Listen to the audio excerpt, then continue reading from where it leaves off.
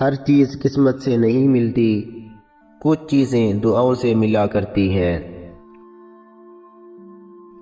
جو برداشت کرنے کا فن جانتا ہو وہ زندگی کی کوئی جنگ نہیں ہار سکتا۔ جن کے دل جتنے نرم ہوتے ہیں زندگی ان کے ساتھ اتنی ہی سختی سے پیش آتی ہے۔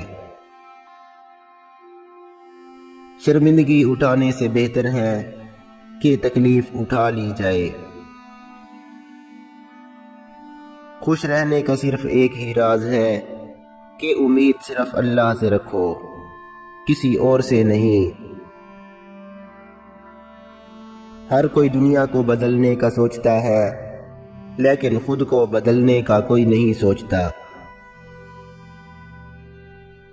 جو اپنی جوانی سے سیکھنے کو نظر انداز کرتا ہے وہ اپنے ماضی کو کھو دیتا ہے اور مستقبل کے لیے مر جاتا ہے۔ دل میں برائی رکھنے سے بہتر ہے کہ ناراضگی ظاہر کر دی جائے۔ نیک لوگوں کی صحبت سے ہمیشہ بھلائی ہی ملتی ہے، کیونکہ ہوا جب پھولوں سے گزرتی ہے تو وہ خوشبودار ہو جاتی ہے۔ اس انسان کو ہمیشہ نظر انداز کر دو جو ہر وقت تمہاری برائی تلاش کرتا ہو۔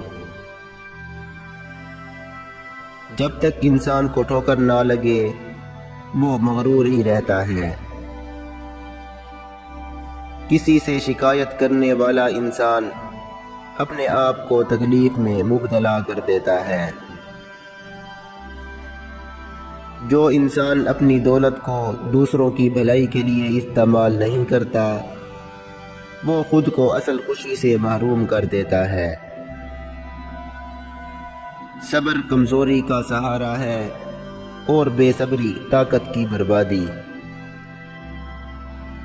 ایسی خوشی جو کسی کو درد دے کر حاصل کی جائے وہ بے معنی ہے۔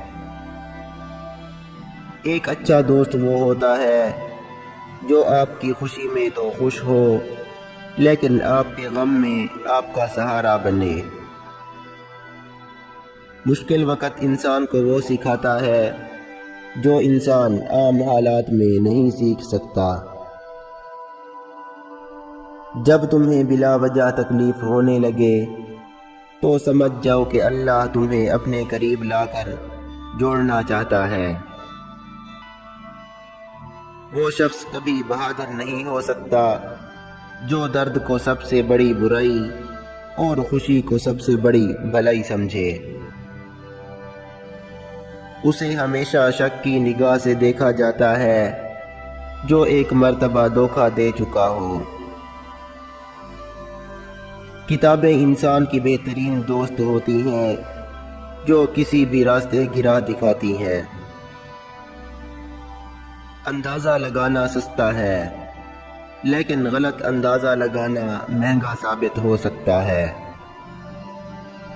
صبر ایک کڑوا پودا ہوتا ہے لیکن اس کا پھل میٹھا ہوتا ہے۔ جو آدمی چھوٹی چھوٹی مصیبتوں کو برداشت نہیں کر سکتا وہ کبھی بھی بڑے کام نہیں کر سکتا۔ جو اپنے ہر قدم کے بارے میں بہت زیادہ سوچتا ہے وہ ہمیشہ ایک ٹانگ پر کھڑا رہتا ہے۔ جو بات تم اپنے دشمن سے چھپانا چاہتے ہو اسے اپنے دوست سے بھی مت کہو، ہو سکتا ہے وہ بھی کسی روز تمہارا دشمن بن جائے۔